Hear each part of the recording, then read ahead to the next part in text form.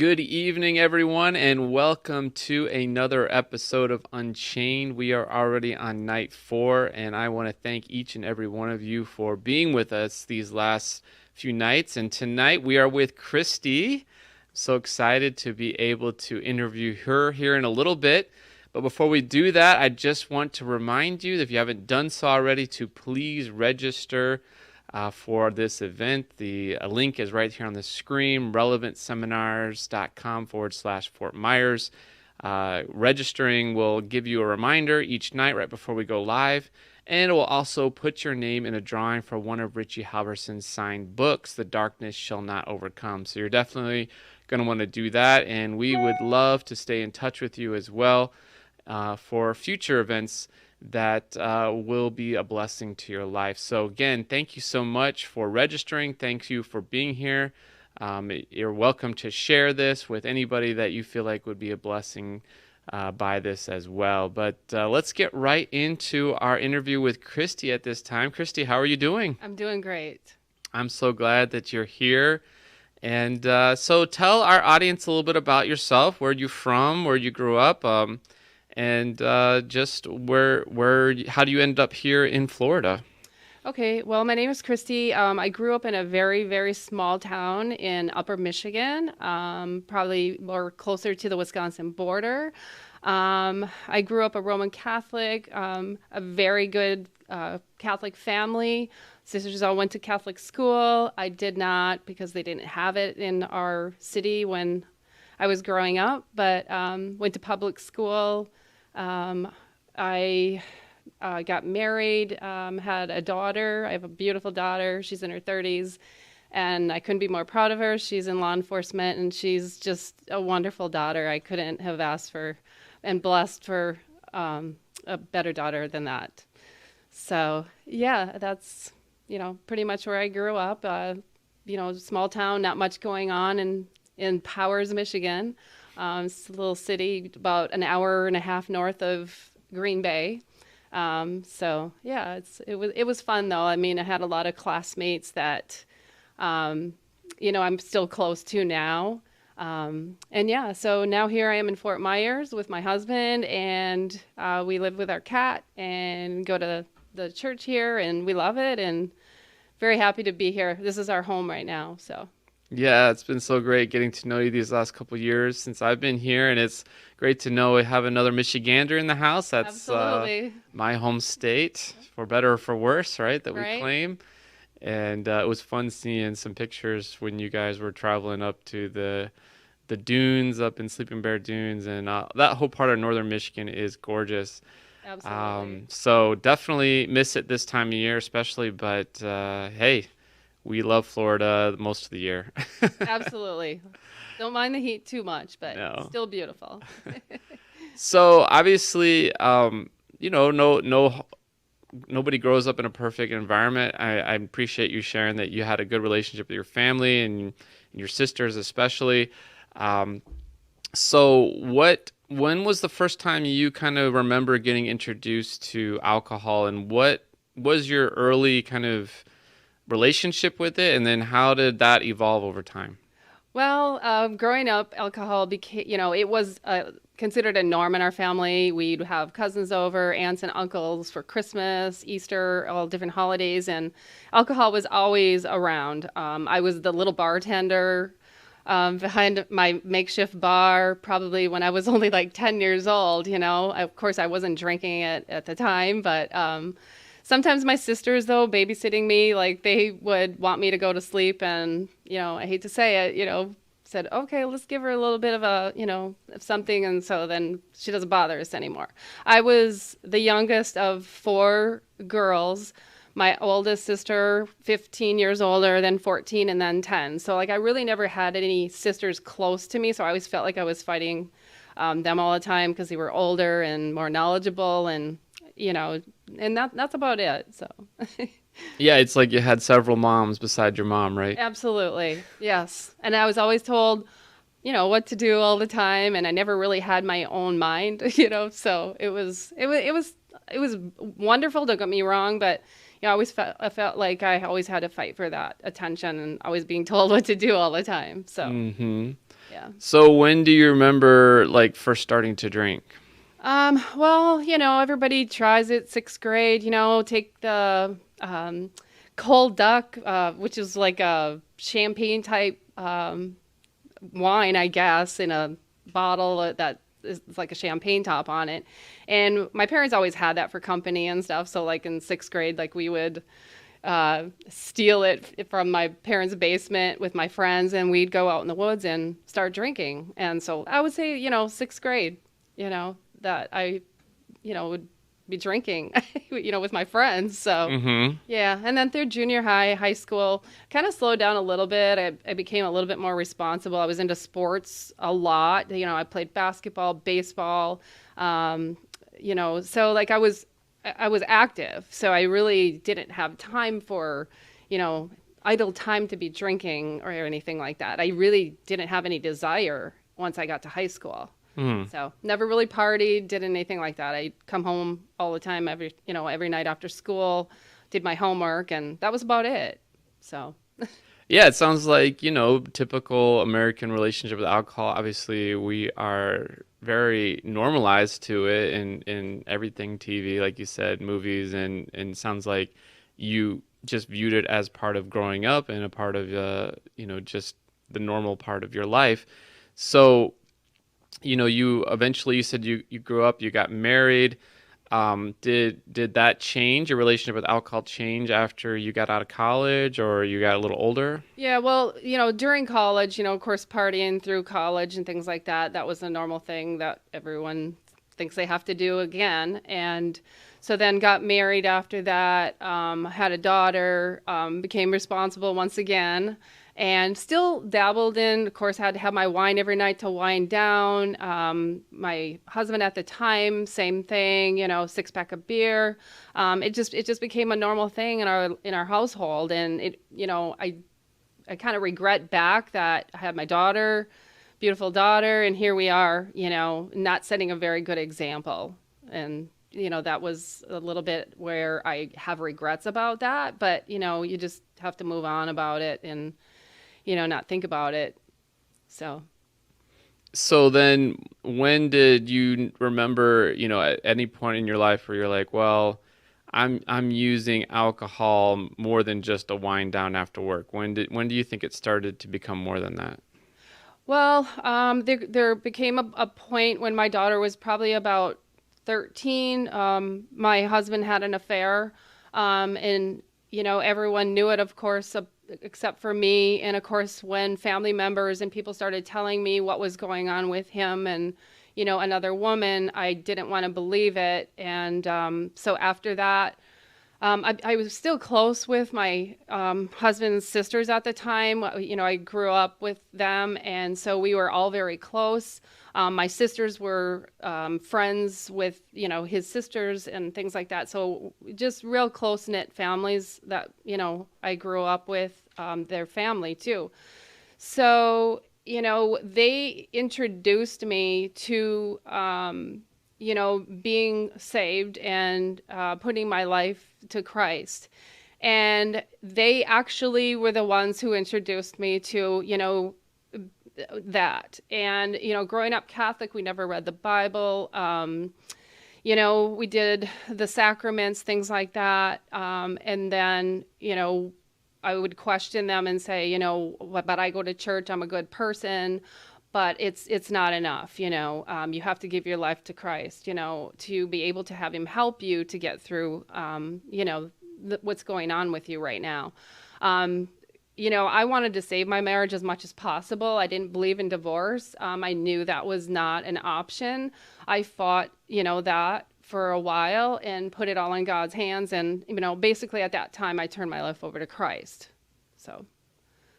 Wow, so you're saying that during this time, when a lot of people might instinctively turn to a substance to get them through it, at that point it was like you were really seeking God and you had kind of a personal revival in your own life. Yeah, absolutely. I didn't drink during that whole time that I was trying to get through, actually trying to, to repair my marriage.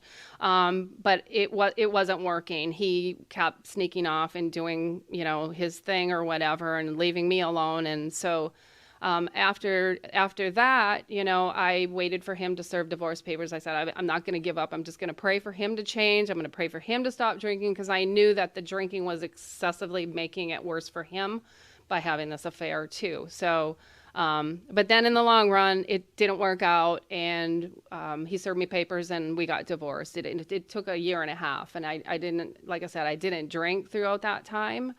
It became worse after that. Why do you think that was? Why do you think it was like? Was it because of the disappointment? You think you were kind of holding out to hope, or what do you think was? A little bit of that, but then I think a little bit of I'm free. I'm free to be single now, and I'm going to move on and raise my daughter the way that I want, but yet still want to do my thing, which turned into my thing turning into drinking a bottle of wine a night. And then after time, that wasn't enough. And so it was 2 bottles, and then it started progressing from there again. So at this point, did you start noticing some of the negative impacts of alcohol in your life, or were you still pretty much kind of functioning as a normal, person as far as during the day, and not a lot of people knew you had a problem? Yeah, so it took some time. I ended up with my husband now. We are both in the hospitality business, so we decided once we left our jobs that we were working at a golf course, we're going to buy our own place. So we bought a restaurant and bar, and the norm was, of course, back again after after work, everybody sits down. You have a rough day. You sit down and everybody has a drink to wind down, clean up, and then it started progressing from there again. So do you have any stories or anything during that time that kind of can describe, what life was like for you during this period of your life? Yeah.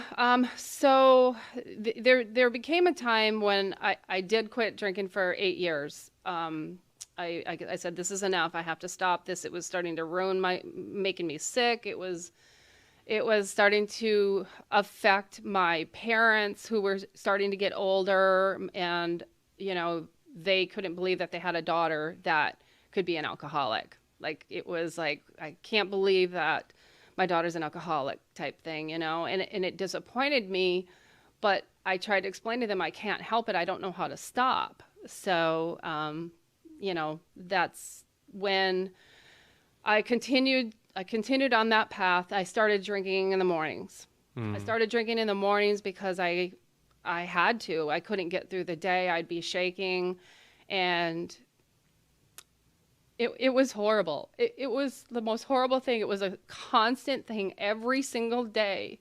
Like, I would wait till a certain time, and then I would think, okay, I'm not going to drink anymore tonight. And then I'd start shaking again, and then I'd have to start it all over again.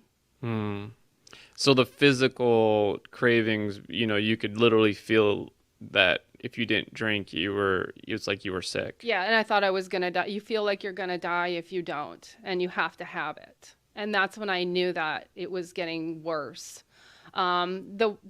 What came to the worst part of it is, and this was the embarrassing part too, because being a business owner in my hometown and everybody knowing me, I went out one night without my husband, which is Mike, my husband now, and he had quit years prior to me. And I went out. I told him, I'm going out by myself. I'm going out to another bar, and I'll get a ride home. So I went over there and I started drinking excessively again. And he came to pick me up, and he said, let's go home. And I said, I'm not leaving. Nobody's telling me what to do anymore. And then that's when I got a ride home from another patron at the bar that I knew him. It wasn't like he was a stranger or anything. And he didn't know where I lived, and he dropped me off in my neighbor's driveway because I was so plastered I didn't even know where I was. Passed out in the car.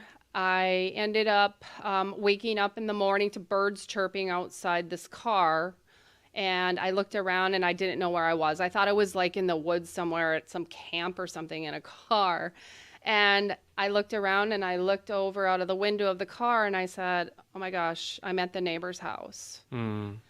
I went to her door and she knew me and she's like, "We have to call the ambulance. You are like," I was bleeding profusely from my nose. I had fell in the gravel Mm. and it was not a pretty sight. So here I am in the back of an ambulance and then telling a story that I could have been raped by the guy that was in the car because the police told me at when they came to that um, you better get checked out. So they took me to the hospital and did a rape test and everything like that. And they said, "You're fine. Nothing happened. It's just, we think you broke your nose." And so they took x-rays and then they kept me there for a while. And I didn't break my nose, but it was the most embarrassing thing I think I've ever had to go through in my entire life. Mm. So I quit again. Once again. But did I stop? Maybe for a few months. Started sneaking it again, started all over again. And then finally, I think before we moved to Florida, I thought for sure I'd be okay, not drinking anymore. But as we're trying to sell the business, I was getting anxious to leave. I didn't want to be there anymore because I didn't want to be around the alcohol. Frustrated that we weren't getting, a buyer. So then I started to keep drinking. That was my excuse. Oh, shoot, um, we're not selling fast enough. I got to get out of here. So I started drinking again. Mm. So, So yeah. what changed? What was the kind of moment of truth, so to speak, where you really kind of turned the corner for good? Well, I still didn't turn the corner for good once we moved to Florida. I did for a while and then dabbled again because work is stressful. Mm-hmm. I'm in sales and it's very high pressure sales. And so I started all over again. Not as bad. I was able to control it a little bit better, but still once in a while calling in sick, and I'm thinking, I can't do this. I'm a successful salesperson at my job. I have to stop. And that's when I finally said, that is enough. So how long ago was that? It's only been that I haven't touched anything. It's been 2 years and almost 2.5 years. I think it was June of 2015 that I actually never touched it again. So now that's where I'm at. Wow. So, that's a there's a lot of pain and uh, traumatic experiences that are mixed in with your story. And I think for a lot of addicts, it's like, like you said, it's the alcohol is a way, or whatever the drug of choice is a way of covering up the pain or covering up the stress of life. And so what are some things now that you're doing, because like stress doesn't stop just because we stop drinking, right, or we stop using? What are some things now that you do differently than before, that kind of help you to deal with stress? Well, I find other ways to cope with, the stress and everything. I exercise a lot more. I try to eat healthy. I want to keep my body clean now. I don't want to put toxins in my body. And I pray, to the Lord, like, just please, just keep me on the right path. I don't want to fall again. You've brought me back up and you have brought me to where you want me to be now. And I want to please God. I don't want to go back to that again. All this, like you say, unchained, the chains of hell, like, because that's what it felt like when I kept falling. I just don't want to go there again. I find other avenues now to keep busy and deal with the stress a lot better. So Yeah, and so we already interviewed your husband, Mike, and he talked about his own kind of change, and a lot of that was kind of learning new things about the Bible. And then he eventually became a member here in the Fort Myers Seventh-day Adventist Church. Kind of talk a little bit about the journey that you guys had together, with both of your recovery and just talk. I mean, you just mentioned faith has been a part of your story since the beginning. How has that strengthened over time? Well, and it has. I mean, when I first met Mike, I told him right off the bat, our first date, I said, if you don't know Christ, I can't be seeing you anymore. That was the big thing that we, always said, that we had that glue from the beginning. Even though we backslid and we did things that were, not right and, pleasing to God, we still had that foundation, I think, from our relationship that he has got us through those ups and downs of a roller coaster of our lives together. So that's So definitely been a benefit. yeah, definitely. So because we can't overcome without people that come alongside us and support us. And I think that's one of the misconceptions out there is that, oh, Christians aren't struggling with addiction. That's not true. Not I at mean, all. I mean, we are struggling just like everybody else, and there's a lot of people silently struggling in the church with different things. And so, I appreciate you kind of sharing that because, just because you're in addiction didn't mean you weren't believing in God, didn't believe you necessarily weren't going to church. It just meant you were kind of still chained to alcohol. But Mike obviously was one of your big support. Did you have any other support that kind of helped you through this time that you can remember? Is there any other specific people or was there any programs that you worked through to kind of help you get through that time? So I tried AA, but I didn't really like it. I struggled to find avenues to help with that, and I found like sober women group online on Facebook. Like I belong to certain groups like that. I never really went into any formal recovery type thing. I always thought maybe I should, and I'd be like researching all that.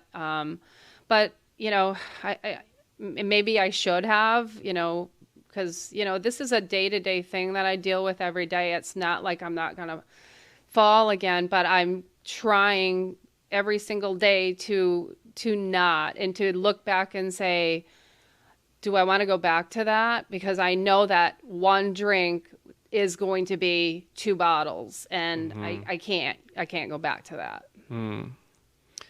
So, obviously we're here and everybody that is uh is joining us is either battling with addiction or they know somebody who is.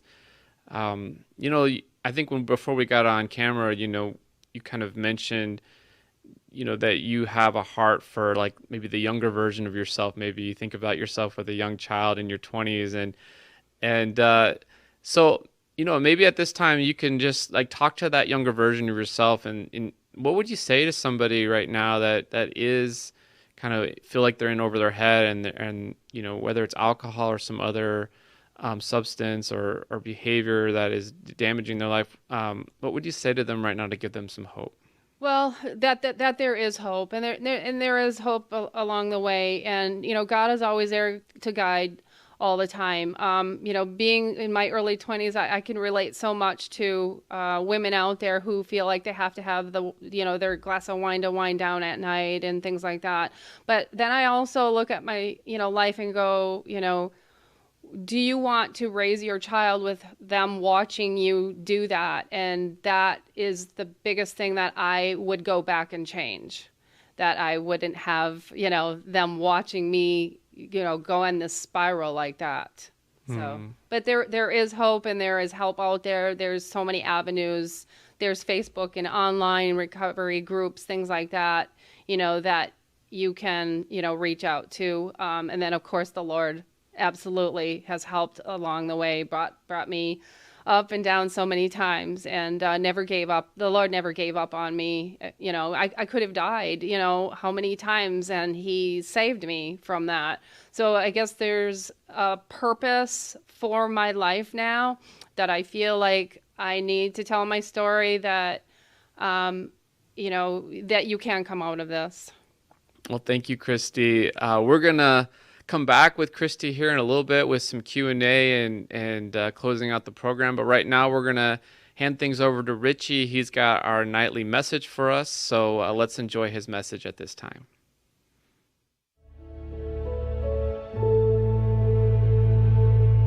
So far we've seen to live an unchained life, we need to break through the denial with honesty. We've got to break through unbelief with hope and belief. We have to break through the insanity with faith and willingness. And now we're going to look at the importance of breaking through the fear with courage. There is an acronym for the word fear. Forget everything and run, or face everything and recover. Everybody has that choice right now. We either allow the fear to forget everything and run away, or face everything and recover. Nothing keeps us chained to addiction and dysfunction like fear. In every of the Gospels, there is a story that is recorded, several scenes, in fact, of the disciples on the Sea of Galilee in a storm, and they're always scared to death. Matthew, the 14th chapter, verse 24, it says, the disciples were in trouble, far away from land, for a strong wind had risen, and they were fighting heavy waves. Have you been fighting heavy waves this last week, this last year? You are not alone. You see, living an unchained life doesn't mean no storms. It just means that we no longer have to go through the storms alone. 3 points we're going to learn today that can break through our fear. 1, God speaks to the storm that you are in. He speaks to you in the storm, and God speaks to the storm that is in you. All right? Nothing more than that. The voice in the storm can give you courage to make it through your storm. First, let's look at He speaks to the storm you are in. In Luke 8:22, it says, one day He got into a boat with His disciples, and He said to them, let us go across to the other side of the lake. And so they set out. Jesus wants to take you to the other side. He wants to take you from your current situation, your current problem, to the other side. He wants to take you to that next place of freedom and peace. But the only way He can do that is if you're willing to let go of the safety of the seashore. You may feel safer docked at the harbor, but the last time I checked, boats were made for sailing. Man, life was made for living. God made you for something more than being chained to something. And for too long, we've allowed fear to keep us locked up and landlocked and keeping us from going where God wants to take us. Listen to me. If God tells you to go over, you can never go under. Luke 8:23, as they sailed and fell asleep, and a windstorm came down on the lake, and they were filling with water and were in danger. The Sea of Galilee is still known for storms that will show up suddenly, going from smooth and sunny to rough and stormy. You know what? That sounds a lot like life, doesn't it? The bad diagnosis, the affair that you found out about, the arrest, the lost job, the lost home, panic attack, depression. In an instant, our world gets turned upside down and we desperately try to hold it together, but we can't. We're just like these disciples. We're trying to stay afloat, but we're taking on too much water in our boat. And so they went, in Luke 8:24, they went and woke Him saying, Master, Master, we are perishing. I can't. He can. I think I'll let Him. And so they wake Jesus up. Luke 8:24, and He awoke and rebuked the wind and the raging waves, and they ceased, and there was calm. Friends, it is safer in the storm with God than to stay on the shore without Him. To live a more fulfilling life, it is better to go through the storm with God than to stay on the shore alone. Mark 4:39 records Jesus saying, peace be still. But when you look at what it actually says there, Jesus was telling the storm to shut up. You see, when Jesus speaks up, the storm shuts up. Mark 4:39, it says that the wind ceased and there was a great calm. God wants you to experience great calm, great courage, a great life, not just any life. The next time a storm shows up, ask God to tell it to shut up. The depression, the bad mood, the addiction, the bill collectors. You know, after I got clean, the wreckage from my stormy addiction had left all kinds of damage. And it got so overwhelming. Man, I had a stack of bills that started piling up on the counter in my kitchen. I felt like I was drowning. I felt like these disciples. And so I went to my sponsor and I told him about it. I said, man, I'm getting overwhelmed with these bills that I'm going to have to pay. And I'll never forget what he told me. He said, Richie, you do what you can and you give the rest to God and he'll do what he can. And if seeing the bills is overwhelming, Richie, just throw them away. Don't worry, they'll send you another one next month. And that's what I did, man. I just threw them away. And hey, they did, right on time, sent me another bill next month. And I just worked on one bill at a time, until, hallelujah, man, I paid all those bills off. You need to know, friends, that you have a power in your corner that is bigger than your problems. Let him speak to the storm you are in right now. Don't let the fear overwhelm you. Let him speak to the storm. Let him tell your storm to shut up, and it'll listen up. Second point, to have courage, is God speaks to you in the storm. So he speaks to the storm you are in, and now he speaks to you in the storm. We have the same disciples. They're on the same body of water, only this time Jesus sends them on by themselves. They think that they're all alone. It says, when evening came, the boat was out on the sea. Jesus was alone on the land.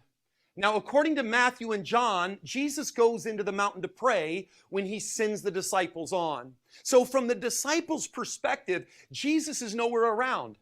But check it out. In verse 48 of Mark, it says, he saw that they were making headway painfully, for the wind was against him. You see, just because you can't see God doesn't mean God can't see you. From the disciples' perspective, they were alone. But from God's perspective, he had never taken his eyes off the disciples. You see, God sees when the storms in your life get rough, and that's when he shows up. According to verse 48, the reason making headway was painful is because the wind was against him. Sometimes life, the wind is against you. It feels like the whole world is out to get you. John tells us in his gospel that the disciples have to start rowing. Listen to me. When the wind starts working against you, taking you in a direction you know you don't want to go, that's your cue to start rowing too. When it's not as easy to go to meetings as it once was, that's your cue to start rowing. When it's harder to keep praying, you don't feel like your prayers are making it past the ceiling, man, that's your cue to start praying. The harder things get, the more we need to be rowing. When someone invites you to drinks after work, don't go with them. Don't go with the flow. You got to start rowing. When old behaviors start returning, that's your cue to start rowing. You know, sometimes recovery comes to us easy. There's certain things that are like, hey, this is great. I love it. You know, a lot of people would come up to me, you know, they had 30 days clean. They're like, I love life. I want to hear you say that after 10 years clean. You know, sometimes life is easy. Sometimes it isn't. Other times it's like the wind is against us. And that's when you've got to start rowing. We are responsible for our own life. You are responsible, so start rowing. We are a product of our own decisions. Start rowing. Recovery is hard work. Breaking chains isn't easy, but let me tell you, it's worth it. What are you waiting for? It's time to start rowing. Don't let the unexpected problems and fears of life keep you from living an unchained life. When the going gets tough, the tough get rowing. You do what you can, and then let God do what he can. Mark 6:48, it says that it was about the fourth watch of the night, and he came to them walking on the sea. So check this out. The waves are crashing, but Jesus is strolling. You need to know that when the storm is crazy, God is not crazy. When the world seems out of control, God is not out of control.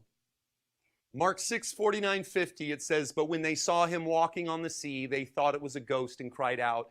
for they all saw him and were terrified. But immediately he spoke to them and said, "Take heart, it is I. Do not be afraid." Check it out. Jesus speaks to you in the storm. What does he say? His words are, "Don't be afraid. Take courage. I am here." The spiritual principle that breaks through the chain of fear is courage. Don't be afraid. Take courage. I am here. You don't know how you're ever going to get clean? Don't be afraid. Take courage. God is there. You don't know how you're ever going to be able to salvage your marriage? Don't be afraid. Take courage. God is there. You don't know how you're going to pay that rent?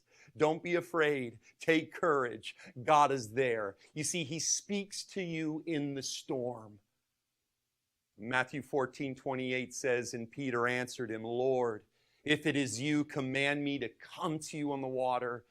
You see, Peter's being tossed back and forth on the boat, but he sees Jesus walking on the waves. You see, Peter wants to do to the waves what Jesus is doing. Peter wants to walk on his storm like Jesus is walking on this storm. And check it out. Jesus speaks to him and he says, "Come." So Peter got out of the boat and he walked on the water and he came to Jesus. But when he saw the wind, he was afraid. Fear never completely goes away. It always can show up at unexpected times and unexpected places. When he saw the wind, he was afraid, and beginning to sink, he cried out, "Lord, save me." You see, when Peter stopped focusing on his goal and he started focusing on his problem, when he started taking his eyes off of his goal and he started focusing on his opposition, that's when he started sinking. Keep your eyes off the problem and get them on the solution. Take your eyes off what's going wrong with your life and focus on what's going right with your life. You see, courage is not the absence of fear. It's walking through the fear. So it doesn't mean that the fear goes away. It's just you keep moving forward in spite of the fear. You know, people often kind of look down at Peter when he sinks. You know, they're just like, "Oh, there that Peter goes again." But you know what? At least Peter got out of the boat. You know, the Bible doesn't say how many steps Peter took on the water, but the Bible does say Peter walked on the water. I don't see the Bible saying that about anyone else. You see, there are those who would like to criticize Peter for sinking, but they never started walking. There are those who will criticize you for your recovery. They will criticize you for your belief. They're going to criticize you for your faith. They're going to criticize you for trying to live a life unchained. But listen, they were too scared to get out of the boat. And so to take the attention off of them, they're just going to sit there and criticize you. When the haters start hating, that's your cue to keep walking. You know what? I may not have walked as much as I would have liked to have walked, but at least I walked a little. You haven't walked at all. And you know what? It actually never says that Peter sank. In Matthew 14:30, it says, "Beginning to sink, he cried out." There is a big difference between almost sinking and being sunk. There's a big difference between almost using and using. There's a big difference between almost cheating and cheating. So the moment you start sinking, do what Peter did. He cried out, "Lord, save me." When you start craving, cry out, "God, save me." When you start wanting to use, call your sponsor and say, "Save me." When you want to start spending, don't wait until you're in the mall to say, "Lord, save me." Say, "Lord, save me," when you're getting into your car to drive to the mall. When you start resenting, cry out, "Lord, save me." Shout, "Save me," the second you start sinking. I can't, he can, I think I'll let him. And I love it. Matthew 14:31 says Jesus immediately. You see, when we call out to God, help always comes. Not always the way we want it to come, but always the way we need it to come. Matthew 14:31 saying to him, "O you of little faith, why did you doubt?" Now, what's interesting about this is when you read the actual Greek, the phrase "to him" is not there. Now, I'm sure the translators, they're a lot smarter than I am, and they probably know what they're doing when they say that Jesus is directing this at Peter. But you know what? Maybe, just maybe, Jesus wasn't talking to Peter. In my kind of cynical mind, I envision Jesus as he's reaching down to help Peter, who actually did walk on the water. He's actually looking at the other 11 still sitting on the boat. Oh, you of little faith. I mean, at least Peter got out of the boat and walked a little. Friends, it's better to try and fail than to never try at all. I have never met anyone who regretted attempting something courageous, even when they failed at it. The greatest regret people have in life is that they never tried at all. You see, it's usually from our failures that we learn. Often we look down at failures, like failures are so terrible. We demonize failures. Let me tell you, failure isn't fun, but failure is absolutely necessary, because it's usually from our failures that we learn what to do next time. It's usually from our failures that we learn, you know what, I can't take my eyes off Jesus. Jesus speaks to the storm you are in. He speaks to you in the storm. Last point, to give you unbelievable courage to break the chain of fear, is Jesus speaks to the storm that is in you. You know what? The worst storms I have ever faced in my life are the storms that are on the inside. The worst storms you will ever face are the ones. We are our own worst enemies. Nobody can kick us like we can kick ourselves. Let me tell you, your addiction will never stop coming at you. Your pride will never stop trying to get back in there. Your control problem will never stop coming at you. I often hear people in recovery say, you know what, my disease is outside these rooms doing push-ups, waiting, just waiting for when I'll let down my guard. Addiction will come at you with everything that it's got. The enemy will come at you when you least expect it, trying to overwhelm you with fear. He'll try to rob you of perspective. Man, in 1 John 3:20, it says our own heart condemns us. You know what? We can't always trust our feelings. Often our own feelings work against us. Suddenly, our perspective is messed up. Fear starts taking over our lives. New healthy habits are replaced by old unhealthy ones. New attitudes quickly replaced by old familiar ones. And suddenly we realize addiction is trying to drown you. And that's when you need to listen to God's voice speaking to the storm that is in you. Isaiah 59:19, it says that when the enemy comes in like a flood, the Spirit of the Lord will lift up a standard against him. In ancient times, a standard was a flag, and it was actually used to communicate during a battle. It communicated this basic message: your king is alive, keep marching, we're still fighting, move forward, and victory will be ours. In the storms of life, when the enemy comes in like a flood, I want you to remember your standard. The standard of the cross and an empty tomb. You see, the empty tomb, the resurrection is a promise that your worst day is never your last day. Our standard communicates the king is alive, keep marching, keep fighting. Victory is ours because victory was his. You see, the only storm that could have ever really destroyed you, Jesus let kill him on Calvary. Which means no matter how rough the storms in your life get, one thing's for sure, it cannot destroy you forever.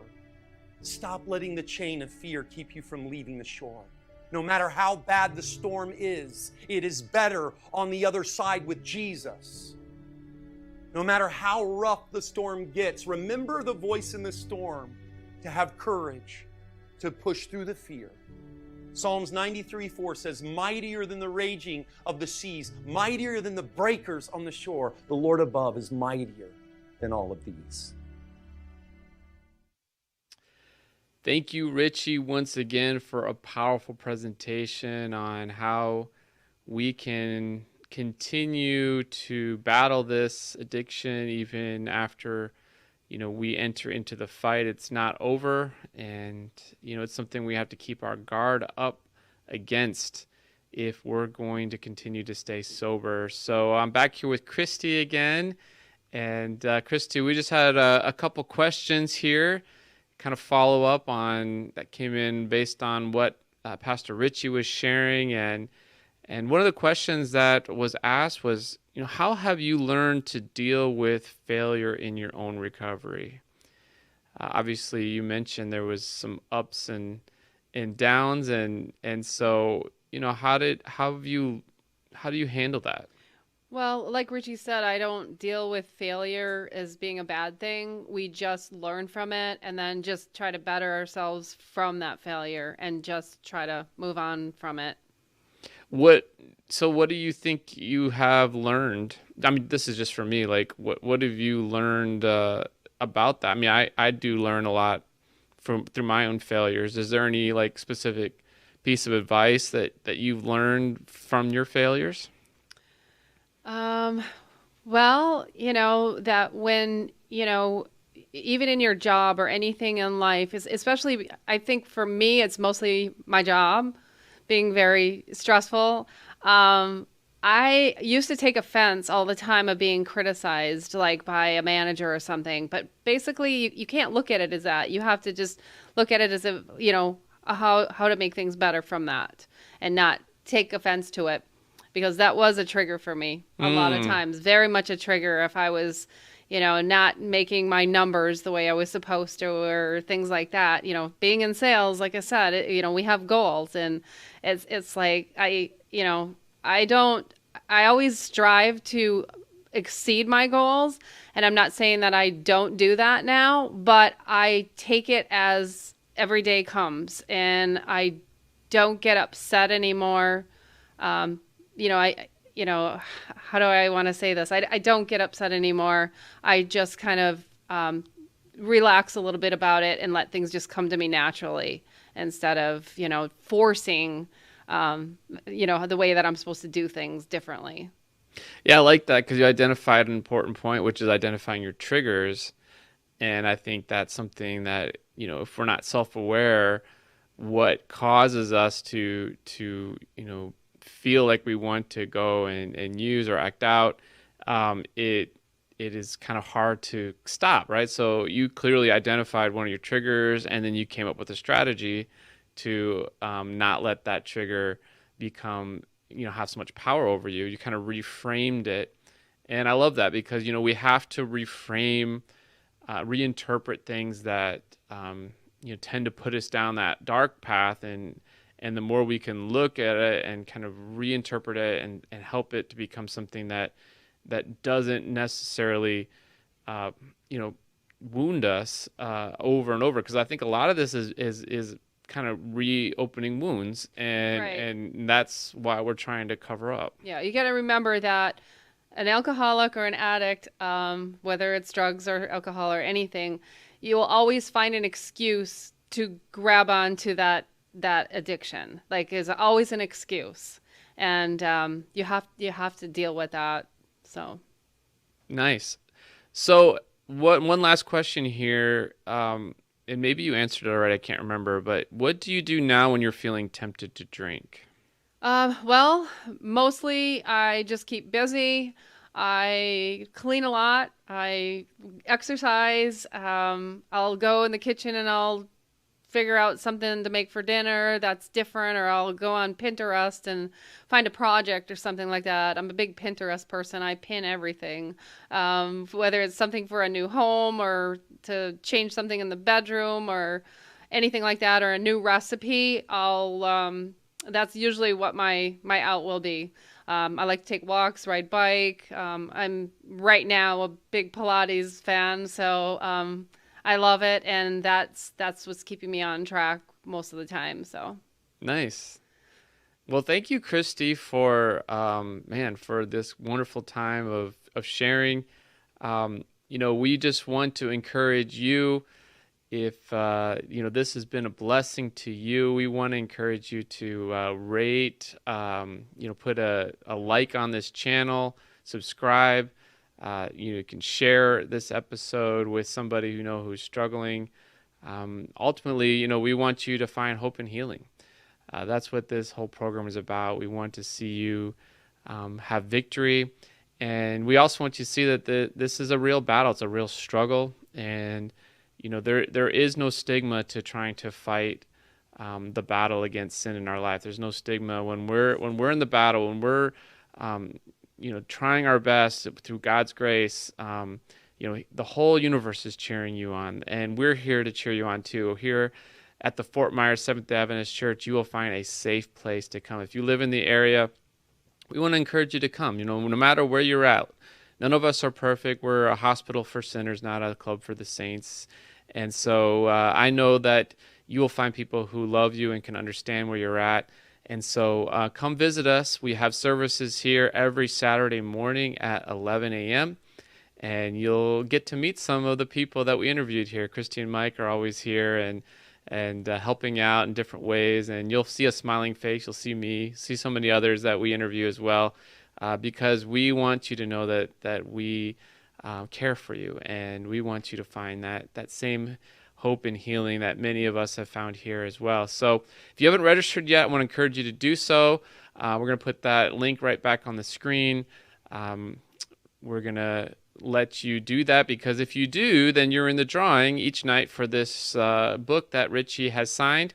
If you don't win, don't worry. You can go on Amazon and get it. I do recommend it. It will be a great inspiration for you or someone you love who's struggling with addiction. But let's go right to our drawing for tonight. We have somebody who is tonight's winner.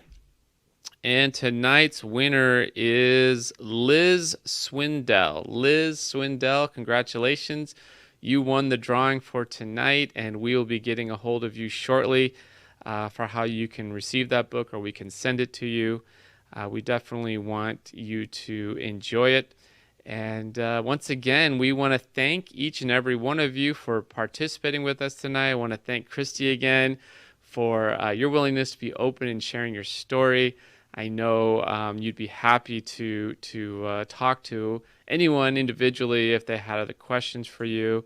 And we just want you to know that we love you and we're here for you. So thanks again for joining us on another episode of Unchained. We look forward to seeing you back here tomorrow night at 7:30. Until then, God bless.